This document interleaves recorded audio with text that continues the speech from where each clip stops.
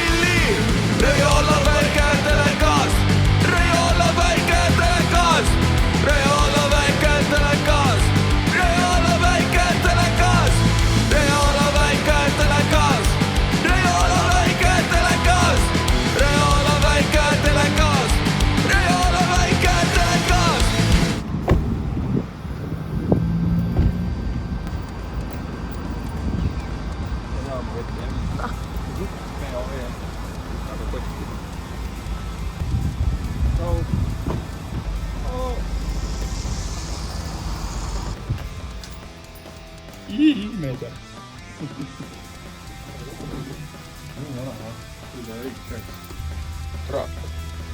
Blokin ühe tule ära. Mul on kaks.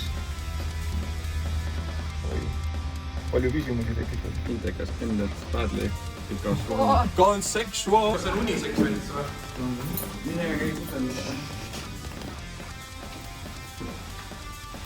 Noh, seda ei filmigi või? I piss when I want to. Ma esimest korda kuulasin lõpuni seda kuulasin. Ma olen mitu korda seda lõpuni kuulan mina. Võib-olla. See lõpus ütleb, tõmbeliini sama tuura ja... No.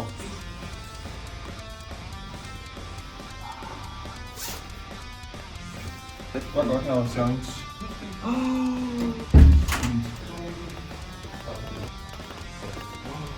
We are winners. Ja meil on mõned need rääkimised.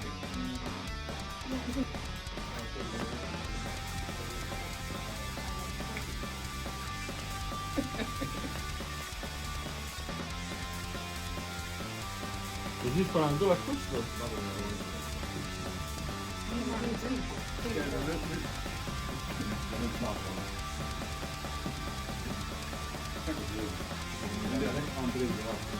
Tallinna personaal aeg. Täna saab. Tänases kuulias. Tere tulemast! No millal juhtus selline tore asi, et üks tütarlaps kohe vaatab teie šikke ülikondi ja võtab kohe põlvist nõrgaks, et tahaks midagi ilusat öelda? No on ikka öeldud küll peale kontserti, aga samas nagu sa ei saa usaldada neid nagu joobetasemeid vahepeal. Kas see tuleb südamest või promillist? Kas hinnatakse artisti või hinnatakse mind? Oi, aga et siis kui inimene armastab sind artistina, siis inimesena ei ole see võimalik. No pidevalt peab piletihinda maksma, et mind näha selles mõttes. Aga kas sa oled mõelnud selle peale, et sa oled natuke nagu prostituut siis? Sa ei intervjueeri muusikaskenes esimest korda inimesi.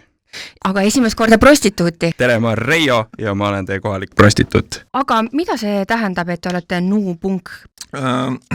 Võin väga hästi olla. Puberteet ongi sellepärast nuupunk-bänd, et me ei jälgi stereotüüpe, mille nagu, või nagu, kuidas siis skenes need pungibändid nagu toimivad. Me oleme nagu niimoodi nagu teinud, et ma arvan, et punk on see või too või see või naa, ja siis ma nagu selle arvamuse järgi lihtsalt hakkangi nagu tegema selle järgi mussi. Aga kas see on tegelikult selline hea kate, et ütlete, et me ei ole tegelikult päris, et me võib-olla, ma ei tea, pilame seda, mis on punk, aga äkki see tähendab seda, et ei oska lihtsalt? Ma kahtlustan, ma ei oskagi. Ja ma arvan, et see ongi see osa võlu, et isegi kui sa ei oska, siis see ei tähenda, et sa ei tohiks seda teha, ja see on nagu, kui sul on fun tee nagu. Kui sulle meeldib, siis on punk, kui see on feelings, siis on punk, kui see ei ole punk, siis on punk. Oota, aga siis te ju väljendasite seda, et te ikkagi olete punkbänd. Ei, no. Ja võt see on punk. Aga kui te ütlete, et kirjutate võib-olla natukese sellistel pungi stereotüüpidel oma lugusid ja ma vaatan, et ka kostüümid on vastavad, millised on siis stereotüüpsed punkarid või milline on stereotüüpne punkmuusika, mille vastu te tahate ujuda? Ma ei tea, ma olen käinud nendes hellides ja ülastes, kus nad teevad nagu neid laive, ma ei ole nagu nii palju sealt käinud, kui tahaks, aga vahepeal ma ikka püüan nagu aega leida, et mida nagu uuem generatsioon nagu toodab ja teeb ja Ma ei tea, mis asi punk on, ma ei ole kunagi teadnud, mis see on. kas sa tead, Riio? Jah, punk on lihtsalt feeling. See on vibe, see on midagi, et kui sa tunned, et see on punk, siis see on punk. See on kõige lihtsam definitsioon ja suruda mingite žanri piiridesse, mis iganes, see on igav ja see ei liiguta žanrit edasi, mis on definitsioonilt siis vibe'i põhine. Ja just, et minu jaoks oli see, et mu esimene kokkupuude pungiga oli see, et mul sõber tutvustas mulle Jõmket, siis ma olin nagu, et okei, lahe on ju, ja siis ma avastasin mingi punkentsefaliidi ja sealt jõudsin Monster Cockini ja siis Psycho Terrorini ja siis ma olin nagu, et Psycho Terrori nagu see, et mis mees sa oled, kui sa viina ei joo, ja siis ma olin nagu, ossa kurat, kuula selle venna häält, see venn mingi kord, ma ei tea, peksab kogu aeg krooksus kellegi läbi, no mõtlesin, et vohku lahe on ju. Ja siis Monster Cockil oli see ühe päeva joomine pask, mis on ka kusjuures meil EP peal coverdatud. Ja siis ma olin nagu, et see ongi punk, lihtsalt nagu laaberdad ja lällad ja joo, ja ma olin nagu, see on lahe nagu, ja ma võtsingi nagu, see on nüüd punk ja ma hakkan pubekaga seda nagu energiat imiteerima nagu. Minu jaoks jäi kõlama see, et Riio ütles, et punk on feeling ehk siis tunne ja ma tahaksin lihtsalt täpsustada, kas sul on õigesti aru saanud, et kas punk võiks olla näiteks ka see, et kui mul on laktoositalumatus ja ma söön hästi palju juustu, siis tuleb see feeling peale, et siis on see punk, jah? See on parim tunne maailmas lihtsalt. Ei, väga hästi kokku võetud, nõustun.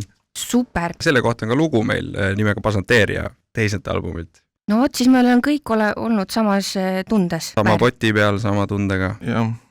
Poti osas ma ei ole kindel. Kui palju teid mõjutab see meelestatus? Et kui Kapa siin loetles üles mitme nii-öelda suurtegija lugusid sellest, kuidas joomine on äge ja sellega kaasnev laaberdamine on veel ägedam, kuidas teie muusikaloomel läheb, kui tuleb hoida seda pungihingust elus, ikka juua ja laaberdada? Või see on neil selline no-go? Seda lihtsalt ei juhtu nii palju. Ma mäletan, esimese plaadiga meil oli niimoodi, et ma imestan, et me üldse midagi tehtud saime, sest me jõime kogu aeg ja me kogu aeg nagu sattusime Piro parki ja kui me läksime nagu plaati lindistama, siis nagu kõik nagu lood tulid lihtsalt nagu une pealt nagu ja nagu teise plaadiga nagu juba enam nagu mitte nii väga ja kolmandaga läheb ilmselt nagu veel vähem ja aga ma tahaks küsida sult, et miks sa arvad, et siis esimese plaadi lood nii nagu libedad läksid? Sattusime nagu inimestena kokku ja siis me nagu viitsisime vist, või me tahtsime kogu aeg proovikas käia ka või ma ei tea, kuidas. Me tegime umbes 2 korda nädalas proovi, aga kuidas üks keskmine proov välja nägi? Sellest ajast, kus proov pidi pihta hakkama, ütleme kell 8 me just jõudsime mingi poodi alles ja siis me jõime seal mingi tund või 2 ja siis me vist hakkasime midagi alles tegema, ma arvan. Ehk siis efektiivselt me kasutasime proovi lihtsalt, et vabandust, et juua, aga ka, et mussi teha ja koos hängida. Ega üks ei välista teist ju. Piro oli saanud mängida, aga muidu jah.